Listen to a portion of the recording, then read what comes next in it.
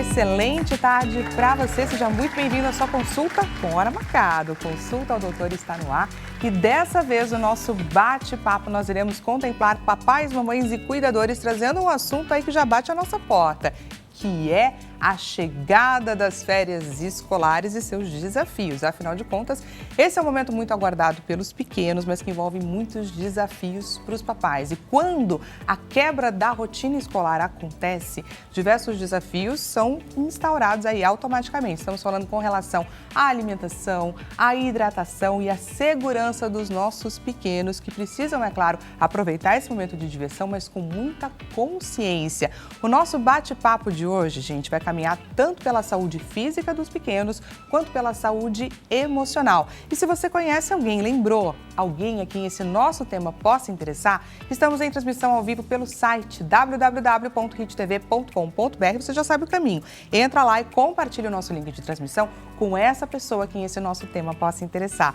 Fora isso, marcamos essa consulta para que você aproveite esse espaço. Então traz pra gente o seu relato, traz pra gente a sua dúvida, que os nossos especialistas vão ter o maior prazer em respondê-los, ok? Pelo 0 Operadora 11 3337 5886.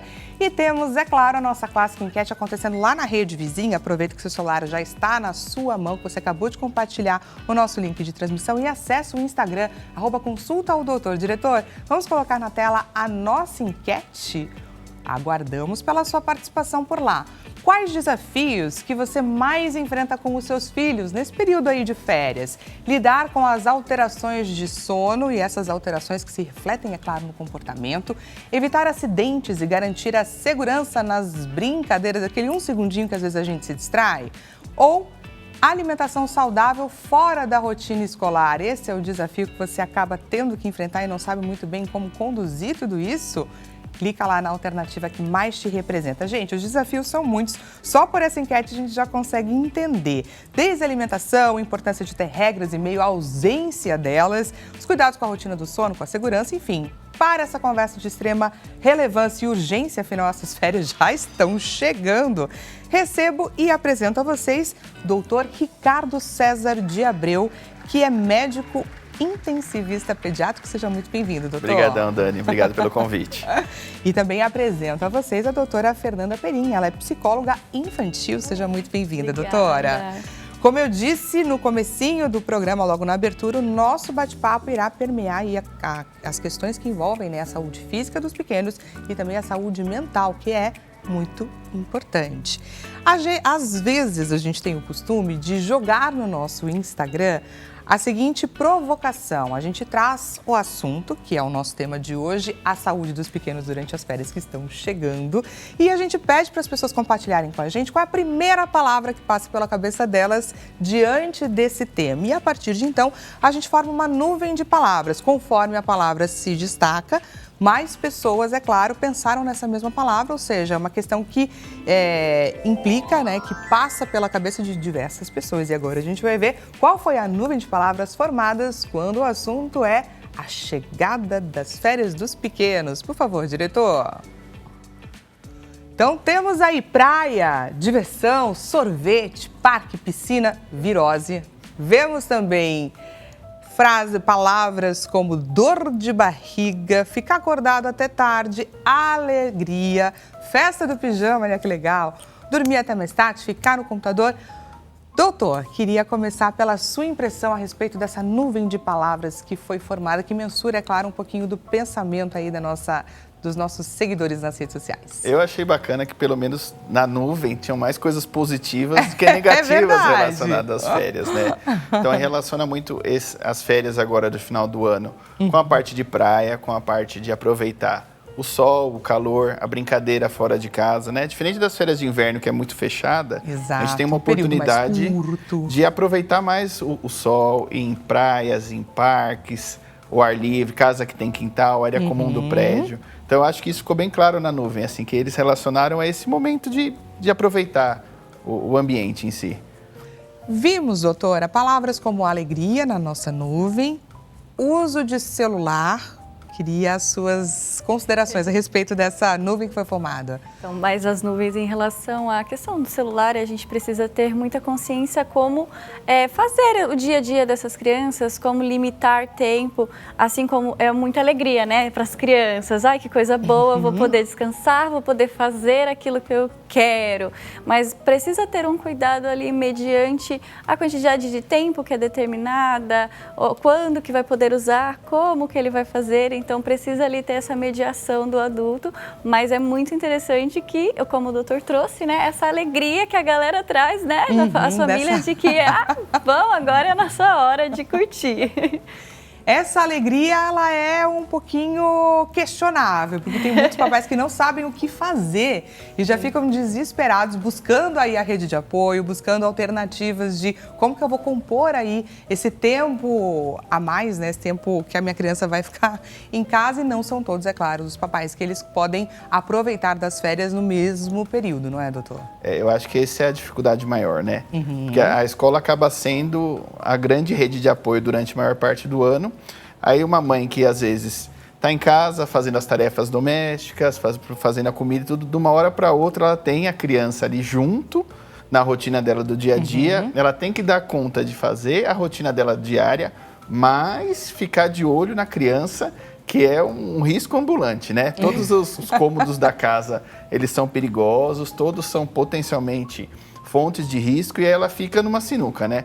Ou ela trava a criança na tela, que vai servir como uma babá digital, de fácil acesso e de graça, de certa forma, ou ela para tudo que ela está fazendo para distrair e brincar a criança. Exatamente. Por isso que a gente fala que o ideal, talvez, é trazer a criança para a rotina da casa. Então, trazer a criança, vamos cozinhar junto, olha que coloca para ela fazer, lavar um alimento, lavar uma salada, fazer um tempero, lógico, né? Não vai dar uma faca para a criança, dentro de um bom senso. Poxa, vai limpar um cômodo? Dá um paninho para a criança vai tanto... Ela se sentir útil também, ela vai se sentir útil, daquilo. Ela vai entender o trabalho que dá a manutenção da casa, ela vai valorizar o trabalho materno. Então, a gente tem que, ao invés de ver a criança como um estorvo, como atrapalhando nas férias, como poder integrar ela na rotina da casa, né? No dia a dia.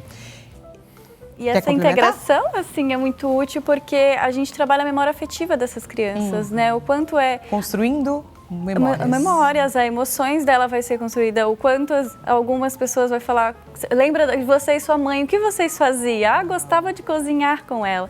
Então, dentro desse sentido, também vem essa emoção também que ajuda a criança a ter outras dimensões e outras visualizações. Que bacana isso que você trouxe para o nosso bate-papo, porque isso daí é importantíssimo, aproveitar os momentos. Hoje em dia a gente está tanto nessa questão do celular, pensando no que a gente precisa fazer e tudo mais. Então, esse é o momento que a gente vai te convidar, inclusive, para você refletir a sua relação com o seu filho, de repente repensar, reconstruir laços, melhorar questões que estavam ali jogadinhas para debaixo do tapete. É momento de tudo isso. Os desafios, gente, eles são muitos. Portanto, eu queria separar aí o nosso bate-papo em alguns tópicos.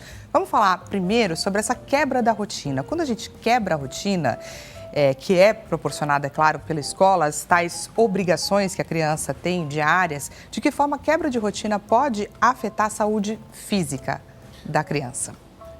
A criança entediada, ela vai procurar fontes de aliviar essa tensão dela, né? Então, ela vai começar a explorar o ambiente de casa de uma forma diferente. Porque quando ela chega da escola, ela está cansada, né? Ela chega, descansa e acaba já relaxando. A quebra da rotina, ela já não vai ter um ritmo de sono ideal, ela acorda um pouquinho mais tarde, ela já perde o café da manhã e aí ela já começa a explorar o ambiente.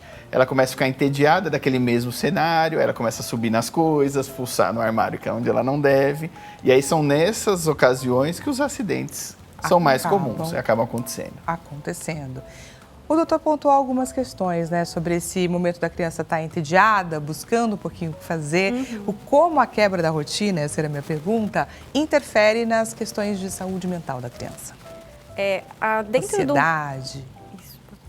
Dentro de um contexto geral das crianças, como a escola, e aí vem escolas e atividades essas curriculares já estão muito bem estabelecidas e são grande maior parte do tempo, há essa necessidade nas férias da gente também criar cronogramas em casa, né? Então, sobre horário de sono, estabelecer um horário de sono 1 hora a mais do que normalmente ele dorme, então eu costumo dormir às 9, vamos dormir às 10, para quê? Para que esses horários não quebrem tanto. E é isso que o doutor trouxe, né? Elas ficam mais entediadas, elas vão querer fazer novas buscas. E com este cronograma estabelecido com os pais, então pergunta para a criança, o que você gostaria de fazer? Deposita ali 20 minutos, que não é sobre a quantidade de tempo que nós ficamos com as crianças, é sobre a qualidade. Então, vou estabelecer 20 minutos, a gente vai brincar lá no quarto de massinha, combinado? E faz esses combinados com a criança e participar. Lembrando, né? Não é o pai no celular e a criança brincando de massinha. É a gente tá ali junto com a criança amassando aquela massinha junto nesse movimento. Acho que isso é importante a gente sempre frisar, porque é inevitável, né? Que os papais, as mamães e os cuidadores aproveitem esses tempos aí para resolver as coisas que precisam ser resolvidas, mas eu acho que a questão da presença, do estar presente, estar junto é de suma importância. Com relação à alimentação, doutor? A alimentação é um grande problema. Porque igual a gente falou Não, e o tédio, né? O tédio faz você buscar a geladeira e não é diferente com a criança. Ela não tem o que fazer, aí ela vai, brincou ali, brincou com outro brinquedo, passa pela cozinha, abre a geladeira, procura. Então, qual é uma alternativa para isso, né? Para a gente não ter que brigar, gerar uma proibição, um conflito, não tenha o que não é adequado. Então, a criança vai procurar a comida. Se ela só acha uma fruteira, ela vai pegar a fruta. Pô, bacana. No calor, como uma fruta bem cítrica, bem hídrica, vai estar bem. Agora, se ela for lá e achou um chocolate, ou ela vai comer o chocolate num momento fora de hora, que vai gerar muitos problemas, ou você vai brigar com ela porque ela achou o chocolate. Aí vai gerar um outro conflito. Então, vamos evitar o conflito, né? Vamos deixar disponível para a criança achar as coisas que são saudáveis, porque, óbvio, vai aumentar o número de snacks e lanchinhos fora de hora. Não tem como, praticamente. Não tem como. E assim, lógico, no final de semana, vamos enfiar o pé na jaca, vamos comer uma besteirinha, uma coisa, um evento da família, uma coisa fora da rotina, tá tudo bem. O que não pode é comer a besteira todo dia, toda hora. Aí não dá. Já entendemos que os papais ficam um pouquinho mais permissivos nessa fase, né? Que até é uma moedinha de troca. Mas eu queria trazer aqui, doutora, contigo, um pouquinho para a gente pontuar os alertas que os papais precisam ficar atentos, assim. Quais as questões dessa relação da criança com a comida que a gente precisa pontuar para eles prestarem um pouco mais de atenção? Porque, como o doutor mesmo disse, é uma fase aí que, obviamente, a criança está entediada e, assim como a gente, nós adultos, a gente desconta muita coisa na comida. Quando perceber que a sua criança está entediada, está ansiosa e acaba descontando tudo isso na comida. Quando a criança ela começa a ter um contexto maior de buscas, então ela vai buscar depositar energia em alguma coisa. Então, é interessante a gente pensar em situações onde essas crianças elas consigam depositar essas energias. Então, levar ela no parque, correr, porque se elas ficam muito em casa e muito em telas, o que acontece? É isso que o doutor trouxe, né? Elas vão ficar mais entediadas, porque vai inserindo várias dopaminas no cérebro daquela criança, e aí a energia do corpo que precisa ser expandida, porque uma criança precisa correr, uma criança precisa pular e fazer atrapalhadas, é necessário que essa criança faça, e aí ela começa a descontar em comidas e comendo, almoça, mas não sacia, ela vai comer alguma besteira e essa besteira também não sacia. Isso é um sinal muito de alerta pra gente, porque se você come uma barra de chocolate, ela vai te dar uma energia suficiente para você aguentar quase um dia inteiro, principalmente para uma criança que o tamanho dela é menor, e quando ela vai buscando mais alimentos e mais alimentos, a gente precisa ter um sinal, olhar com cuidado para aquela criança, das emoções que ela vai trazendo. Muitas vezes ela começa a ficar mais no cantinho, ou ela brinca sozinha. Então, esses cuidados que a gente precisa ter de olhar para essa criança num contexto geral. Será que ela está fazendo o que é normal para uma criança fazer? Ela está correndo, ela está pulando? Se ela está muito quietinha, talvez não seja tão natural. Essa é uma regra, né? Sentir um silêncio e esse silêncio está se estendendo, algo de estranho acontece. Sobre essa questão, doutor, de extravasar, né? Da criança precisar gastar energia, porque na escola ela tem ali a rotininha dela, tem as aulinhas, as atividades que são propostas e a intenção muitas das vezes é entregar uma criança cansada para os papais para que ela dê sequência ali no finalzinho do dia dela. Como cuidar dessa rotina, manter a criança, é claro, praticando suas atividades, assim, como construir essa rotina nas férias? O que a gente não pode deixar de fazer nas férias é essa atividade física, né? Atividade física em criança não é fazer exercício, nada, né? Mas a gente fala, a criança precisa ficar suada todo dia. Então você tem que fazer algum tipo de atividade com ela que ela fique esbaforida no fim do dia, que ela esteja encharcada, fedida. Essa é a nossa meta, né? Então aí vale brincar de esconde-esconde, brincar de pega-pega, brincar de bola ser uma possibilidade, caminhar com o cachorro. A gente pode fazer algumas atividades físicas em casa e ir adaptando, até porque é verão, né? Então a gente consegue sair na rua, tem essa possibilidade. Agora, não pode deixar isso só para as férias também, né? Então é legal que essa atividade física já esteja no dia a dia, que a gente só aumente a quantidade dela nas férias para a criança já estar habituada a esse fazer ou não fazer. E lembrando, igual a gente falou antes, as próprias atividades de casa cansam, né? Então colocar a criança para ajudar na manutenção da casa, tudo, limpar alguma coisinha, já vai fazer ela muito cansada. Arrumar uma gaveta para a criança já é um baita trabalho. E isso é muito bacana, porque, como a gente disse no comecinho do programa, é você colocar essa criança a par das questões do dia a dia que precisam ser feitas, é você estipular de volta uma rotina, aquela rotina que ela acabou dando um tchauzinho por um tempo específico. Mas eu queria trazer aqui uma questão que os papais sofrem bastante, que é com relação à criatividade. Haja criatividade, não é? Para você propor essas interações, essas brincadeiras. Eu acho que esse é o desafio maior, né? Porque a escola são pedagogas, né? Os pais não são pedagogos, né? Exatamente. A gente dá carinho, dá amor, mas criar interações, brincadeiras, é super difícil, né? Então, alguns pais, eles acabam usando os exemplos de brincadeiras que eles tiveram na infância e reproduzem com os filhos, o que é super bacana. Mas hoje, a gente sabe, a internet, a gente falou mal dela, vai o programa inteiro, mas vamos falar na parte boa, né? Exatamente. Para os pais darem uma estudada e darem umas pesquisadas em páginas que sugerem brincadeiras caseiras, às vezes, que não vão gastar recursos nem nada para reproduzir e fazer com os filhos. Então, tem criança que gosta mais de atividade de pensar, outros gostam mais de cores, para o lado criativo, musical. Pegar as atividades dessa, exemplos na internet e reproduzir para fazer em casa. Como ajudar, doutora, crianças com problemas de socialização? Porque na escola, a criança está acostumada a lidar com aqueles amiguinhos específicos. Tem, óbvio, aqueles que a criança não tem muita afinidade. Mas nesse contexto de férias, né, se a criança vai viajar para um lugar diferente, enfim, ela tem esse momento da interação. E tem crianças que têm muita dificuldade. Como ajudar? Como os papais podem ajudar as crianças com isso? Muitas das vezes os pais podem até ser esse auxílio com relação a jogos. Quando a gente fala assim, ideias para fazer em casa, trazer jogos onde a criança ela perde, ela ganha, ela também possa levar isso para os outros, né? Então as crianças que estão mais retraídas, que ficam mais no cantinho delas, esse auxílio dos pais com por exemplo, tem crianças que elas não vai chegar e não vai falar. E o que a gente pode fazer? Ir até o outro que fala. Olha, você podia chamar ele para brincar, você poderia, né, fazer essa troca entre as próprias crianças, mas também esse do pai, eles ensinar como é que brinca, porque muitas vezes as crianças não vão até o outro porque não sabe jogar bola. Eu vou lá pegar a bola para jogar? Não, porque ninguém me ensinou. Vamos andar de bicicleta?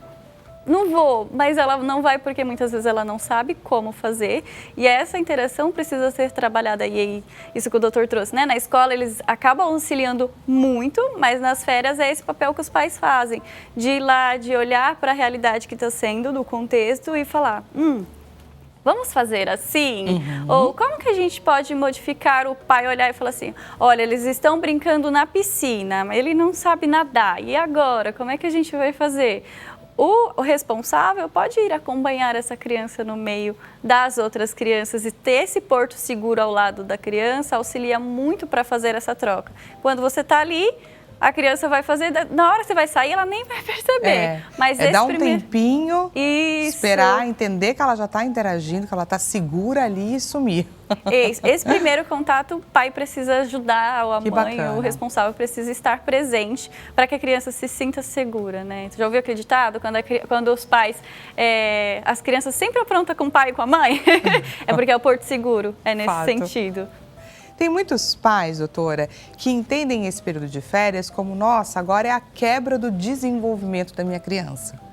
mas não necessariamente, né? Você pode oferecer outras formas de desenvolvimento tão importantes quanto aquelas que ela tem na escola, não é? Com certeza, sim. De fato, quando você vai trazer essas crianças para uma realidade de um contexto mais natural, o que mais a gente vive? A gente não vive muito na escola quando nós crescemos.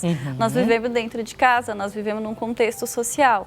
E quando o período de férias, ele serve para ser esse auxílio dela visualizar melhor este contexto social e essas atividades que elas vão fazer, que vão sendo desenvolvidas, no ajudar a limpar a casa, num brincar compartilhado com a família, numa viagem, num contexto, ela consegue ainda mais ter evoluções e percepções do mundo que dentro da escola talvez ela não tenha com tanta clareza quanto é, porque a gente vive a realidade em casa, né? Nós somos verdadeiros em casa, então quando você traz essa criança para essa realidade de um contexto, não, ela não vai deixar de desenvolver.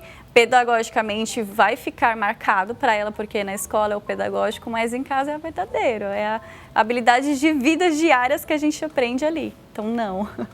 E quando a gente pensa nessa questão do desenvolvimento, eu preciso estimular o desenvolvimento da minha criança, estamos falando sobre uma boa alimentação, uma prática de exercícios, essa questão da interação e também o descanso. Acho que com isso, com esses 4 itens, eu consigo fechar? Eu acho que sim, né? E é aquilo, manter o equilíbrio desses 4 itens, exatamente como eles estavam no período pré-férias, né? Então, o nosso corpo, ele se adapta a uma rotina, né? Então, se eu como sempre nos mesmos horários, eu vou sentir fome nos mesmos horários, meu corpo vai estar apto a absorver mais nutrientes naqueles horários. Da mesma forma do sono, né? Durmo sempre no mesmo horário, meu corpo faz um ciclo para se adaptar. Então, o funcionamento é mais adequado. A minha imunidade fica melhor, meu desenvolvimento fica melhor, a minha disposição, a minha energia. Se nas férias eu atrapalho tudo, então se o sono fica ruim, se as atividades ficam ruins, se eu como besteira, se eu como fora de hora, tudo sai do lugar. Então, a gente tem que fazer o possível para simular, de certa forma, que a rotina fique da mesma forma nas férias como na rotina habitual. Lógico, dentro de uma margem de segurança, para não ser também tão rígido, tão ortodoxo nessa parte, né? Então, a gente deixa escapar, igual ela falou, 1 horinha ali, tá tudo bem, só não pode deixar o negócio virar uma bagunça total. Tem que ser divertido também, né? Tem que ser divertido, tem que ser férias, tem que ter gostinho de férias. Mas a gente também precisa lembrar que tudo que é bom dura pouco. E essa criança, se ela tiver um choque menor para a volta da realidade, isso daí também vai ser de extrema importância. Espaço na adaptação dela, né? Exatamente.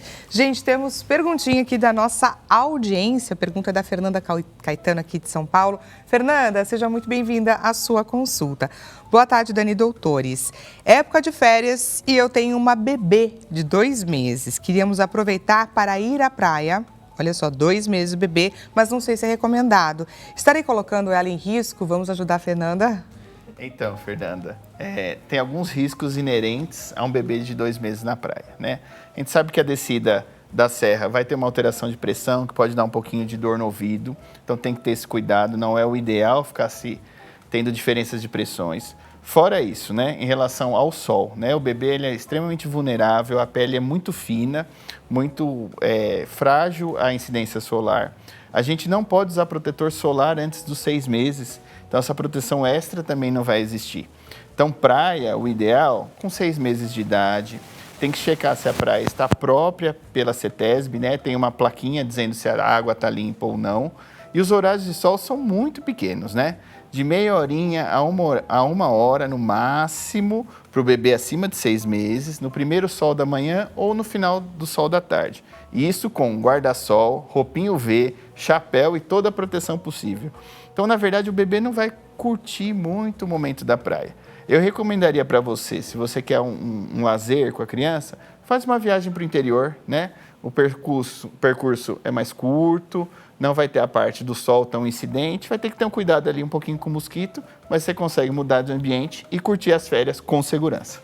Para você que está aqui gostando do nosso bate-papo, a gente vai para um rápido intervalo e já voltamos com mais Consulta ao Doutor. Te espero!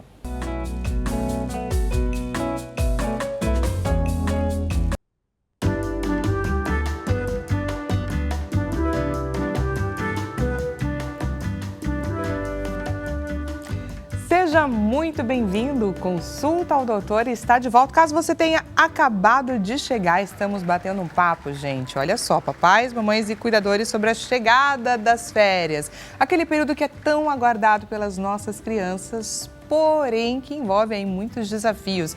Nosso bate-papo, estamos trazendo aqui dicas importantíssimas para cuidar da saúde física e também da saúde mental das nossas crianças. Se você lembrou de alguém a quem esse nosso tema possa interessar, estamos em transmissão ao vivo pelo site www.hittv.com.br. Te convido, é claro, a você participar aqui da nossa consulta. Traz o seu relato, traz a sua dúvida, aproveita essa oportunidade, afinal marcamos essa consulta para você. Então, envie a sua dúvida para o 0 Operadora 11 3337 5886. Faça uso desse espaço que é seu. Esse programa foi feito para você. E outra questão que eu também gostaria de pedir pela sua colaboração é com relação à nossa enquete que acontece neste exato momento lá na nossa rede vizinha, lá no Instagram, no @consulta ao doutor. Diretor, coloca pra gente a enquete na tela. Quais desafios que você mais enfrenta com os seus filhos com relação às férias? Lidar com as alterações de sono que acabam refletindo, é claro, no comportamento. Para evitar acidentes e garantir a segurança durante as brincadeiras, você fica de cabelo em pé? A alimentação saudável fora da rotina escolar. Como conduzir tudo isso? São muitos desafios aí que os papais, mamães e cuidadores enfrentam e o nosso bate-papo está permeando tudo isso. Para você que chegou agora, vou apresentar os nossos doutores. Doutor Ricardo César de Abreu, médico intensivista pediátrico, e a doutora Fernanda Perim, psicóloga infantil. Aproveito para, claro, agradecê-los mais uma vez por esse bate-papo riquíssimo que estamos tendo. Estávamos, gente, falando sobre diversos desafios e agora eu queria adentrar uma questão que é muito importante, que é com relação aos acidentes domésticos. No ano passado, em 2023, a gente teve aí um aumento dos acidentes domésticos em torno de 84,5%. Esse é o levantamento das secretarias do Estado de São Paulo. Como garantir, doutor, a segurança dos pequenos? A gente sabe que nas férias sempre vai ter um aumento importante dos acidentes domésticos. Primeira passo Por que eles acontecem? Por que eles acontecem, né? Vamos entender o que há por trás dos já números. É um lugar de muitos acidentes, né? Tem tomadas expostas, tem quinas, tem escadas, tem, às vezes, objetos cortantes, né? Um vaso, um copo, uma faca que está à disposição da criança. Então, a primeira parte, né, é a segurança da casa, né? Então, se a minha criança vai ficar ali explorando o ambiente, eu tenho que ter um ambiente totalmente controlado. Então, os acessos a áreas perigosas têm que ser bloqueados, tem que colocar um portãozinho para a cozinha, eventualmente, um portãozinho na escada, banheiro sempre fechado, as gavetas que têm objetos perigosos, e pode ser uma caneta, uma coisa pontiaguda, um clips, tem que estar fechado, tem que ter trava de gaveta, tomada com protetor de tomada ou atrás de móveis que não tenha nenhum tipo de acesso. Fora isso, né? Medicamentos, produtos de limpeza, isso tudo tem que estar em acesso bem difícil, né? Ou usando cadeado, ou muito alto, que a criança não tenha nenhum jeito de buscar. Porque, infelizmente, tanto os produtos de limpeza como os remédios, eles são coloridos, eles são bonitos, né? Chama e a gente atenção acha de que eles não vão chegar perto. E eles vão, né? Então, por exemplo, se a criança sabe que está ali em cima do armário, se tiver um jeito dele escalar ou bolar, ele vai lá buscar. Então, tem que estar escondido e tem que estar seguro. Mas fora isso, né? Por que de um ano para o outro aumentou tanto assim? A gente sabe que é o vilão de sempre, né? É o celular. Porque antes os cuidadores distrai a criança e distrai o papai. Exato. A gente julga muito o uso da criança do celular, mas a gente não faz uma meia-culpa do quanto nós, pais, estamos usando o celular, né? E a gente usa sem precisar do celular, né? Então a criança está ali brincando, a minha função como pai é ou estar lá interagindo com ele, brincando junto. Ah, não, minha criança ela tem autonomia, ela gosta de brincar um pouco ali sozinha. O meu dever é visualizar a brincadeira, ver se ele vai sair. Espiar de longe que seja. Porque basta o quê? Basta 1 segundo para pegar uma pecinha que se soltou e fazer uma lesão por engasgo. Então, assim, não dá para eu ficar olhando no celular enquanto a criança está brincando. Criança brincando é criança supervisionada. Quanto a isso, não tem dúvida. O doutor trouxe aqui na fala dele a questão do ambiente controlado. E essa questão da supervisão, do pai, da mãe, dos cuidadores ficarem sempre muito atentos. Queria entender um pouco o lado vamos trazer aqui o lado dos papais que precisam estar extremamente vigilantes. Como que é isso? Como dosar isso? Essa cobrança o tempo todo também. É o mundo ideal, é esse que a gente trouxe. É o equilíbrio. De que o pai esteja ali presente, mas a gente sabe que essa realidade não acontece. E aí, quando nós pensamos em uma estrutura, um cronograma para essa criança junto com os pais, de um ambiente mais controlado, e é isso que o doutor trouxe. Então, vamos estruturar um cafofo, sabe? Aquele famoso cafofo, onde a gente pode deixar essa criança estruturar, onde os brinquedos ali estão controlados e a gente sabe o que nós podemos deixar com aquela criança naquele momento, né? Então, o pai vai precisar, de fato, ir lavar uma louça, ir limpar uma casa. E aí, neste momento, a gente pode usar os nossos aliados ali, que são as telas, neste momento, para a criança, né? Determinar um tempo, então eu preciso de 10 minutos para lavar a louça, eu preciso de 10 minutos para atender alguma coisa. Estruturar e deixar com a criança aquele tempo, porque ela vai ficar, e aí é a babá que auxilia, né, neste tempo onde muitas A babá gratuita. A babá gratuita, que ela pode nos auxiliar neste momento, né, de olha, agora é o momento onde eu não consigo, o que eu faço? Libero este tempo, mas que seja determinado com a criança, você vai assim, 10 minutos, quando acabar nós vamos tomar banho, nós vamos comer, nós vamos fazer outras atividades, então, nesse sentido mesmo. Muito, muito importante. E estávamos aqui falando sobre acidentes domésticos, e quando a gente fala sobre viajar para uma praia, viajar para uma casa que seja com piscina, a questão dos afogamentos, ela tira um pouco o sono dos papais, mamães e cuidadores, porque o afogamento, ele é um acidente, gente, ele é rápido, ele é silencioso e tira a vida de milhares de crianças a cada ano, não é, doutor?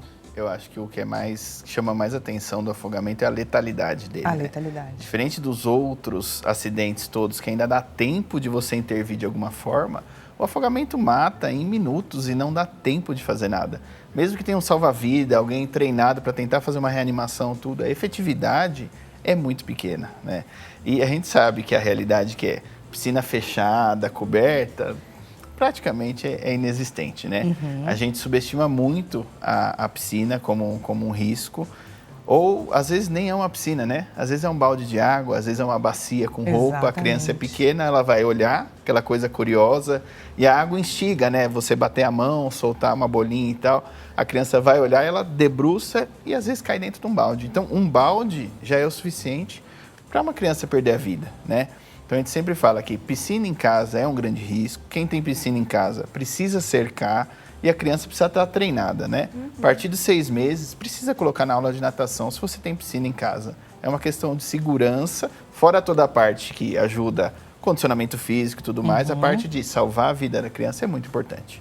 Você vai estar entregando para ela um mecanismo de autodefesa. Ela vai conseguir lidar com aquela realidade que você tem ali na casa. Vai dar tempo de você ir lá, né? Lógico, ela não vai conseguir talvez sair da piscina, mas ela não vai morrer imediatamente. Ela vai conseguir ali se manter boiando, você escuta o barulho e dá tempo de intervir e salvar a vida da criança. Então, o afogamento, eu acho que dos acidentes domésticos é o mais grave e o mais letal, com certeza. E é importante, sim, a gente trazer esse tema que, apesar de ser pesado para um contexto de férias, é imprescindível que os pais tenham isso na memória e sempre em alerta. Outra questão que também aumenta e intriga demais papais e mamães são os casos de viroses, não é, doutor? Nas praias. Isso tem a ver com uma maior circulação de vírus, como o rotavírus, por exemplo, ou falta de cuidados com relação à higiene das crianças? Ou uma mistura de tudo? As duas coisas, né? Então, as viroses, né, que... Na verdade, viroses no popular, né, é aquela virose clássica, a gastroenterite, né? Com vômitos, diarreias e dores abdominais. Ela é passada por contato direto. Então, assim, as grandes aglomerações, o compartilhamento de copos, alimentos não muito bem higienizados, manipulados entre várias pessoas, isso que acaba gerando aumento da incidência das viroses, né? E, querendo ou não, nas praias... Às vezes a gente consumir um alimento que a gente não viu exatamente como é que ele foi feito, há quanto tempo e o modo como ele foi armazenado, pode também aumentar a chance do alimento não estar bem certinho, né? Então, para a gente prevenir as viroses, o que a gente pode fazer, né? Então, a lavagem de mãos é sempre muito importante. Ter certeza do tipo de alimento que você vai oferecer para a criança. Os utensílios, né? Pelo menos uma lavada, um álcool, alguma coisa antes de compartilhar. Porque a virose, eu gosto porque ela é familiar, né? Se algum membro pega, todo mundo está infectado. Todo mundo junto. Isso que eu ia até comentar, porque a gente fala das crianças que, claro, trazem essa preocupação, mas é meio que senso comum. Vou para a praia, já espero, de repente, voltar doente, porque não é, doutor? Não tem muito como. Doutor, vamos falar um pouquinho sobre as doenças que mais aumentam nessa fase do ano, né? Nesse período do ano, e como que a gente consegue melhorar a imunidade das nossas crianças. Então, estamos falando, claro, das viroses, mas também de gripes e doenças respiratórias. A gente falava antigamente que a gripe era uma doença do inverno, né? Mas agora o resfriado, ele é onipresente, né? Aqui em São Paulo, só a gente vive as 4 estações em um dia só. São Paulo também, a gente sabe que o ar aqui é muito particulado, é uma qualidade de ar muito ruim, né? Então, mais uma vez, tal como as viroses, os resfriados, eles se beneficiam das grandes aglomerações. E nas férias está todo mundo no mesmo lugar, né? Está na mesma piscina, está na mesma praia, todo mundo junto, sentado, todo mundo perto. E isso vai facilitar esse tipo de dispersão. Lógico, a gente não vai usar máscara nas férias de verão, né? Não tem sentido. Então, os cuidados que a gente pode ter, né? De preferência, sempre lugares arejados, deixar o vidro aberto para circular aquele vento e todo mundo não ficar compartilhando o mesmo ar. O álcool em gel é um grande aliado, né? Fácil de carregar. Você manipulou uma maçaneta, foi num lugar muito cheio, vamos usar bastante o álcool, principalmente na hora de manipular a criança. E, de preferência, o alimento ter o máximo de controle possível, né? Ou você levar o alimento para a criança, que ela não tem um sistema imune tão resistente igual o nosso. Então leva uma marmitinha dentro de uma térmica bacana para a criança protegido, ou em lugares que você consegue dar uma checada um pouquinho melhor na higiene. Isso é de suma importância. E, doutora, queria trazer um pouco sobre uma questão que eu trouxe lá no comecinho, com relação a esse período de estreitar as relações, né? As férias, muitas vezes, né, tem aquele papai, aquela mamãe que passa muitos períodos trabalhando fora. Enfim, é o momento de você chamar para si, né? Chamar mais para pertinho a criança. É o momento de você criar esses laços e estabelecer, assim, até o conhecimento com as crianças, né? Delas saberem, de fato, como é o papai, como é a mamãe, né? Porque todos os dias meu pai saia, e a gente vê muito isso no consultório, a mamãe saiu para trabalhar para comprar brinquedo. Olha só, aquela compensação. E é isso. E aí, quando você saiu com a mamãe, como foi? A minha mãe é tão legal, tia, você não sabe como ela é legal. Então, neste esse período, aproveite para estar com a criança, para ouvir muitas vezes o que a criança tem para falar, mesmo que o nosso maior erro é o quê? É não validar e acreditar que uma criança de 3 anos tem uma emoção. E, na verdade, ela tem esse desenvolvimento, ela percebe muitas vezes as coisas e é mais difícil. Para mim, o período mais difícil da vida é quando nós somos crianças, porque nós não sabemos elaborar as nossas emoções ou controlá-las de uma forma mais eficaz. E aí, o que acaba acontecendo? A gente tem um turbilhão de emoções e quando nós crescemos, nós não sabemos lidar. Porque quando criança não foi validado. Então, neste período, é importante que os pais validem, falem como se sente. Então, você trouxe até uma questão, né, da gente trabalhar mais a relação entre eles. E como fazer isso? Fernanda, eu não sei. A criança vai me perguntar uma coisa, eu não sei responder. Eu vou passar tanto tempo com a minha criança, eu não sei como lidar com isso. E se ela fazer pergunta que eu não sei? O que eu vou fazer? Devolve a pergunta para a criança, simples. Sempre quando ela fazer uma pergunta, devolve para ela. Ai, mamãe, como que eu faço filhos? Pergunta, né? Como você acha que é? Porque a gente conhece e a gente sabe onde essa criança está. Como que é o pensamento dela, para onde ela está indo. Então, quando nós passamos, e é importante porque aí ela vai validando que ela está sendo ouvida e os pais estão ouvindo ela e contextualizando ali. Bem legal dessa parte de desenvolvimento para a criança também. Porque é muito importante aproveitar esses momentos e fortalecer os laços que a gente tem, os vínculos. E também preparar essa criança para um momento que está para acabar. Sim. Né? Porque a gente não pode deixar de dizer que essa criança vai voltar a frequentar a Preparar escola. ela, né? E esse momento é um momento de muitos desafios também. Sim.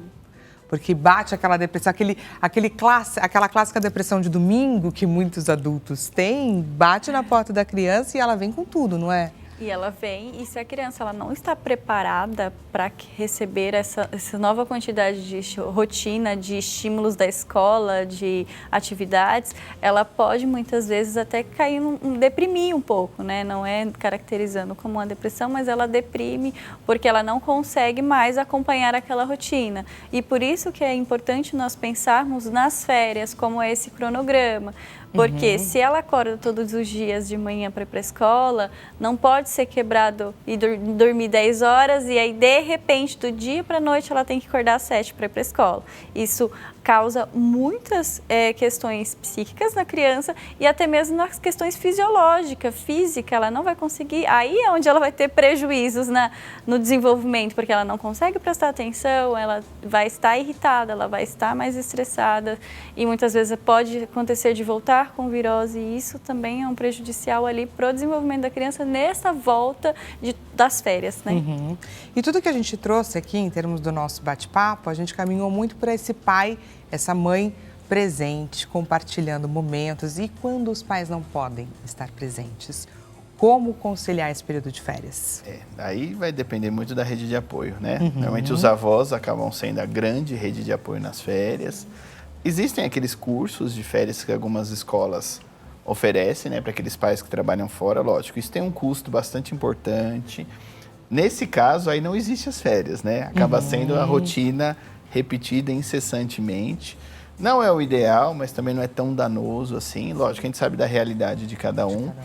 Mas, em termos da rede de apoio, o que acaba sendo a realidade de boa parte das famílias brasileiras, né? É uma grande oportunidade para a criança também ter uma nova referência, né? De reforçar os vínculos com os avós, que a gente sabe que são um pouquinho mais permissivos, né? Eles gostam de ficar com os avós. Se a gente estava falando que os papais seriam mais permissivos por ser esse momento de férias, imagine. Mas são momentos bons, né? Geram muitas memórias afetivas, né? De passar um tempo na casa do primo, da casa do tio. Então, são oportunidades legais também com outras pessoas de viver as férias nesse período. Lógico, também com cuidado. Sim. E eu acho que aqui também entra muito aquela questão que você trouxe para a gente de trazer a criança para a rotina do dia a dia. Porque daí ela vai se sentir útil e ajudando em casa e tudo mais e se mantendo, é claro, sem quebrar muito aquela rigidez que ele já estava extremamente acostumado na escola. Vamos conferir, gente, o resultado da nossa enquete, resultado na tela, diretor. Quais desafios, então, você mais enfrenta com seus filhos? Essa foi a pergunta que a gente colocou nas nossas redes sociais. A alternativa que venceu ali, 45% dos votos, lidar com alterações do sono e também essas alterações no comportamento. Em seguida, 28% evitar acidentes e garantir a segurança e 27% a alimentação saudável fora da rotina. Acho que a gente podia passar um pouquinho sobre dicas de como que a gente consegue ajudar, é claro, a nossa audiência, já que deu muito tudo parecido, para trazer esses caminhos. Começando então pelo doutor. Eu diria que eu tinha certeza que comportamento, sempre quando tem uma alternativa comportamento com criança, ela sempre vai ganhar, né? Então, a parte das alterações do sono, isso é uma coisa progressiva que a gente não pode deixar acostumar, né? Então, a criança cansa menos, aí ela não tem sono tão cedo, ela vai dormir mais tarde. Ela vai dormir mais tarde, ela acorda mais tarde, cansa menos e vai virando. Então, o que a gente tem que tentar deixar a rotina do sono mais ou menos parecida com o ritmo normal e fazer bastante atividade física, lúdica, ocupar o tempo da criança para que ela se canse, jante na hora certa e durma na hora certa. Isso já vai resolver bastante a parte do sono e comportamento, né? Em relação aos acidentes domésticos que a gente falou, é manter um ambiente seguro, né? Ter certeza que não tem nada muito visível de risco para a criança e manter a atenção atenta na criança e não no celular. Em relação à alimentação, né? Eu acho que a coisa mais fácil de todas é evitar a disponibilidade. Evitando essa disponibilidade da besteira, da alimentação fora de hora, a gente consegue controlar sem ter que gerar um conflito. Eu acho que, no meu ponto de vista, são dicas boas nesses pontos. Sim. Doutora? Uma parte ali do comportamento, criança entediada, ela faz bagunça. Ela dá um trabalho Por 3.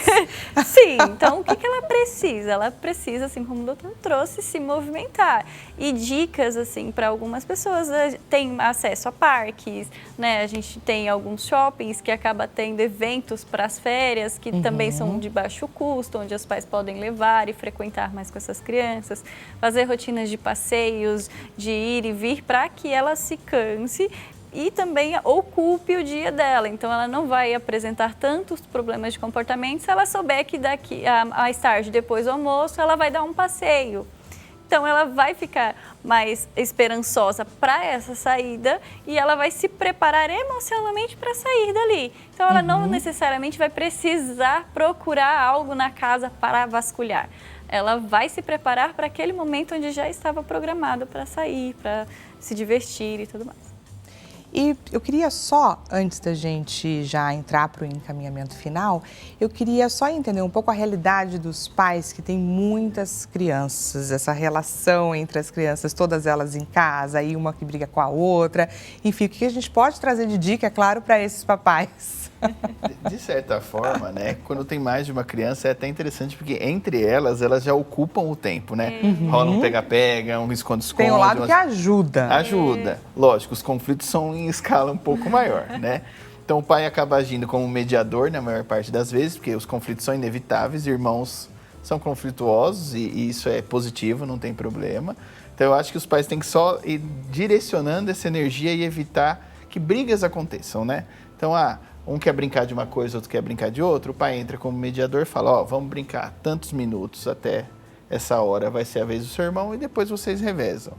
Vai ter aquela queixa, não, mas por que... Não, assim todo mundo brinca do que quer. Você tem que mostrar o benefício, né? O benefício da associação mútua dos irmãos e ir tocando. Mas, no geral, quando tem irmãos, é um pouco mais fácil do que a criança entediada sozinha. Eu também vejo tem como um pouco mais de ajuda, né? Venho de famílias grandes e vivo com um monte de famílias que têm bastante filhos, né? Então, dentro desse contexto, a gente vê a estrutura que os pais estabelecem uma regra geral da casa. A casa tem uma regra, começa ou sempre o mais novo que faz primeiro, ou sempre o mais velho. Pensando nessa estrutura, flui melhor, porque ou o mais novo dá a regra da brincadeira, ou o mais velho estrutura. Então, ali acaba sendo uma rede de apoio para os pais, os próprios filhos, né? Pensando nesse sentido, e da dinâmica familiar, que acaba sendo muito auxílio. Então, um vai lavar a louça, o outro vai secar, o outro vai colocar a mesa, o outro vai tirar o lixo. Então, dentro dessa dinâmica, eles mesmos conseguem se organizar e assim trabalhar até a parte social deles durante o dia a dia. Muito bacana. Vou trazer aqui algumas perguntinhas da nossa audiência. Pergunta do Carlos Eduardo, do Rio de Janeiro. Carlos, seja muito bem-vindo aqui à sua consulta. Tenho 2 filhos e um tem síndrome de Down. Não sei como poderia fazer para eles não brigarem tanto nas férias. Às vezes dou atenção mais para um do que para o outro. Tudo bem, Carlos. A gente tem que tomar cuidado, né? Porque às vezes quando tem algum filho especial, a gente acaba dando muita atenção para ele e a outra criança se sente às vezes um pouco marginalizado nessa parte da atenção, né? Mas lembrar que uma criança síndrome de Down brinca como qualquer outra e tem regras como qualquer outro, né? O que eu acho de dica que é importante para você é igualdade, né? Tratar os dois equalitariamente, lógico, respeitando as limitações do filho que tem síndrome de Down, mas ele tem que se sentir fazendo parte como irmão e tal como irmão não se sentir marginalizado. Então, propõe atividades que eles consigam fazer com equidade. Então, se eles gostam muito de brincadeiras físicas, vamos colocar uma bola para os dois jogarem um com o outro, vamos fazer um jogo, pode ser um jogo da velha, uma coisa simples. Os dois têm que sentirem que os dois estão recebendo o mesmo tanto de atenção. Isso vai fazer com que a convivência dos dois seja muito mais harmônica. Muito bacana. Sim, até mesmo validando as atividades em conjunto, mas também validando as atividades separadas. Um gosta mais de vôlei e o outro gosta de futebol. Então, trazer também essa dimensão com eles, dessa troca que eles vão tendo com os pais, porque que a criança quer? Atenção de adulto. Atenção. E ele já identificou que ele não faz. Exato. Então, pensando nesse contexto, para que ele consiga validar os dois em conjunto, que é muito importante para a criação de vínculo com os irmãos, mas também nos separados, né? Um programa com um dos filhos e um programa com o outro filho, para que eles consigam também ter essa afinidade com o pai. E isso ajuda muito na criação de vínculo do pai com os dois, né? Perfeito. Gente, gostaria de agradecer demais a participação de vocês. Espero, é claro, que você do outro lado da telinha tenha aproveitado as dicas, que o programa foi riquíssimo. Aproveita, é claro, para passar os contatos dos nossos doutores. Doutora Fernanda Perim, psicóloga infantil, o Instagram dela, Clínica Florência. Ela deixa também à sua disposição o WhatsApp 0 operadora 11 99007 0880 e deixa também à sua disposição os contatos do Dr. Ricardo César de Abreu, médico intensivista pediátrico. O Instagram dele, Pediatria Humanizada. Não deixe de segui-lo. Se ficou qualquer dúvida, aproveite para enviar a eles. Muito obrigada e obrigada, é claro, pela sua audiência. Amanhã a gente volta a se encontrar nesse mesmo horário, 16 horas. Até amanhã.